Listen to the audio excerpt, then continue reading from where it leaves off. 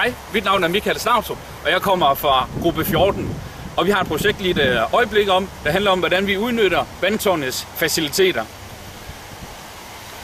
Målgruppen for dette, det er socialt udsatte på 15+. Grunden til, at der ikke er sat en aldersgrænse, det er, at erfaringer viser, at de unge mennesker selv over tid søger nye udfordringer.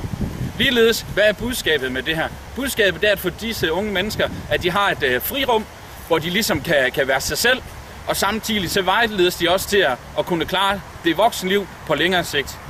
Lad os gå op og tage et kig op i vandtårnet. Vi er nu trykket ind for at snakke lidt mere om vores design og idé. Kort sagt, så går vores idé ud på at lave et klubhus og et fristed for de sociale udsatte unge mennesker over 15 år. I vandtårnet vil der være forskellige aktiviteter.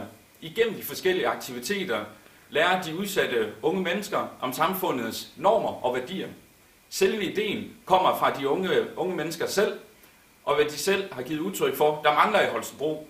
De vil ligeledes få indflydelse på, hvordan vandtårnet skal indrettes. Men hvad er formålet med vores idé-design? Vi har alle i gruppen været med til at idégenerere og finde målgruppen. Vi har været ude og snakke med forskellige aktører og kontaktpersoner, hvor vi har fundet vores målgruppe.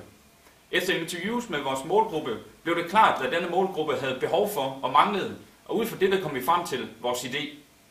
Tilbudene i Holstebro er mangelfulde til vores målgruppe, fordi de andre tilbud stopper ved 15-årsalderen.